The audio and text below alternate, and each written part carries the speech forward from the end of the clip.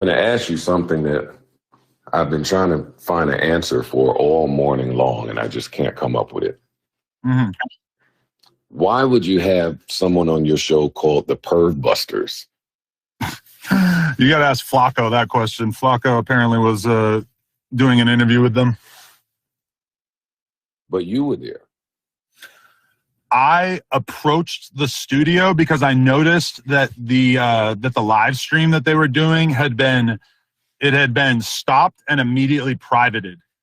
And I thought that was really weird. So I went over to that side of the building and said, what the fuck's going on? And that's when the little confrontation that you saw on camera took place. Do you think they plant that? Yeah. Do you think they were hired smear campaign people? I would doubt that. You know what bothered me about looking at that video? What?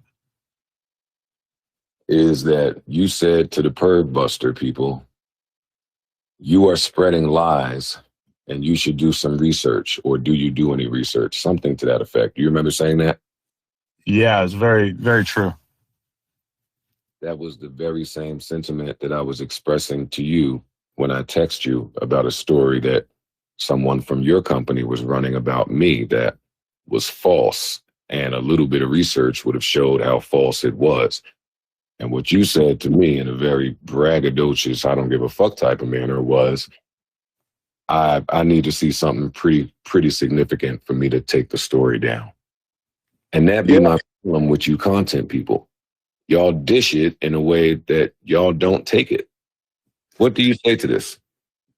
Well, the first and most important thing I'd like to say is that the girl in question, I didn't even meet until she was 19. And I think this is a very important detail that I just want to really put out there. So, you gotta let me flesh this out a little bit, is that we're talking about back in the day when I think I was like 22, 21, 22. And I had met a girl on a message board at the time, right?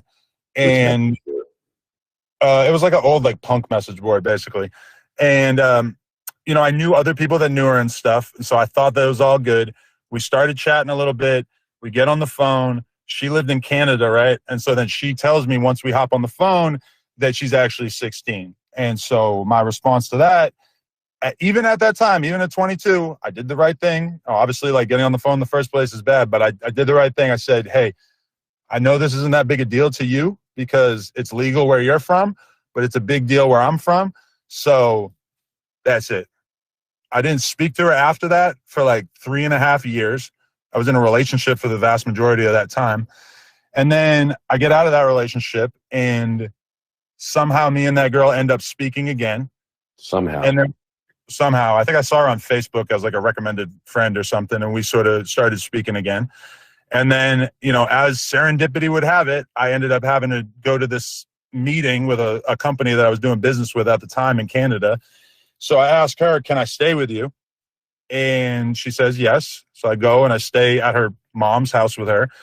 She is 19 at this time. And I believe that would have meant that I was 25.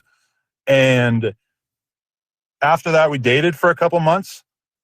And it didn't work out. Super short version. And so I really, I resent this narrative that people love pushing, claiming that I slept with this girl when she was underage. It's just like 100% not true. I didn't even meet her. I didn't shake her hand until she was of age. So that's the most important thing I want to communicate to you in this whole thing, is that this isn't a thing where this rumor's out there about me and I'm embarrassed or whatever. No, it's like it didn't happen. Like I did not meet this girl besides a brief phone call until she was of age. And I've said this. I said this on Academics' stream in 2018. I said it on Vlad's platform soon after that.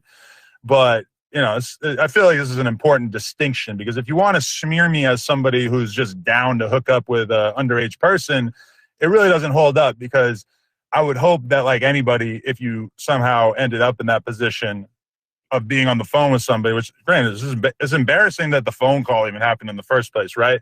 But I did not pursue anything after that. And this girl does not claim that I did. You know, if that was the case, it would have been probably reported in the media and everything, which it wasn't. The whole thing that leads people to believe that is that there's an old blog post where I talked about the whole relationship with that girl, and I kind of like made a joke out of it at the time about the fact, and this is 2008 that I think I wrote about it.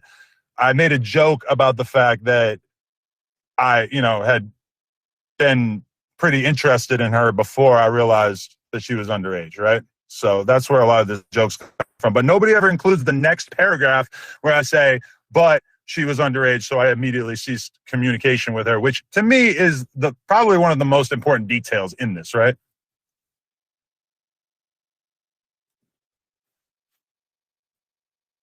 Did you call that serendipity? Well, the fact that I ended up in her exact city, that seemed kind of odd. Serendipity has probably too much of a positive context, but Adam, holy shit. well, it's just a word or You have a publicist? I do. Okay. They should have told me not to use the word serendipity. Well, y'all should probably work on your response to this stuff. You should not say the word serendipity, number one. That's fair, but I'm just telling you what happened, Joe. I mean, what I just told you is exactly what happened. So I know, but I want to unpack a little bit of this because I never knew that you fucked the girl. I thought this was a girl that you spoke to who was 16 when you thought she was 19. You found out how old she was, and you disappeared, and you got away from that because that can be very dangerous. Well, that is true. Let me talk. Okay. Especially dealing with a girl that young, number one, but they don't know shit about shit. They don't even know when they're putting somebody in danger, according to you. You said the girl was from wherever she was from, so she didn't know what she was doing, but you knew what you were doing. You said, right. I knew what I was doing, so I got away from her. Well, right. You didn't get away from her if by the grace of God, she ends up back in your life while she's now of age. You're spending the night at her fucking mom's house. What type of white boy pervert shit what are you talking about?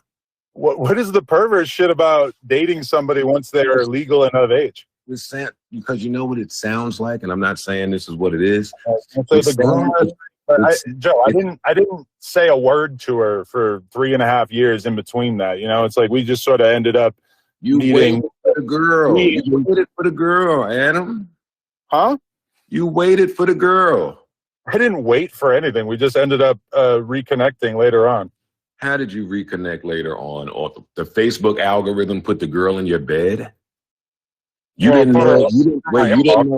know at that point that you probably shouldn't fuck the girl that you were talking to while she was 16 years old? So because I met her when she was underage, I shouldn't have fucked her when I was over it. Yes, that's what I'm saying to you. Well, in retrospect, I wish I had taken that advice. It would have made everything a lot simpler, right? Well, yeah, if you isolate that, right? But then they have the little nasty tweet floating around where you talking about fucking young girls. I had that seems like an exaggeration. I had some edgy, jokey tweets from like 2008 to 2012 or some shit that, a lot of those are pretty fucking embarrassing in retrospect. I know you, Joe. I know that you remember Twitter back in the day and you know how fucking toxic it was. It was bad, which is why I did a scrub of all the bad things that I had to say. But I'm not going to use the word edgy when talking about fucking little girls. I don't think that that's edgy. Well, I think that's probably not 100% accurate. Do you want to quote any particular tweet? I mean, I'm talking to you, so I don't want to pull up the tweet, but the tweet exists and it's running around. Well, yeah, there's definitely some bad jokes from that era of my life for sure. You don't still talk to this girl, do you? No, I haven't seen her since, I don't know, 2009, maybe. Are you aware that there are communities of legal adult men who are into that type of shit? I mean, I don't know anything about that, but yeah, probably. Lord. Lord have mercy, Adam. You've got yourself into quite the conundrum this time, buddy. Is it really, though? This is the same shit from 2018. You know what's ill about this? This is not the same incident as the one that we spoke about privately, right? What did we talk about privately? That allegation. I don't want to say because No, this is that. This is that girl. Wait a second, buddy. No fucking way. Yeah, bro. Yo, you are a nut. Wait. Wait a second. So when did she say this? So you fucked the girl and then she said this when? So I fucked her in 2008 or whatever. And then 2018, I signed the deal with Atlantic. And that was the first time that I got to find out that she was going to say that I raped her in 2008. So 10 years later, this accusation emerged from nowhere. And yeah. But not from nowhere, because the universe gave you plenty of times to have nothing to do with this underage girl when she was underage. Then she got older. No, you fucked her. She I didn't meet her until she was of age. Let's just make that perfectly clear. Yeah. No, but you were speaking to her. I spoke to her once before. And you had friends that referred this girl. Well, see, that's why I thought she was legal, is because I knew other guys that had hung out with her at the time, and I thought that it was, I thought that was a good reference, but it turned out no. You don't hear how that sounds like some kinky social club shit?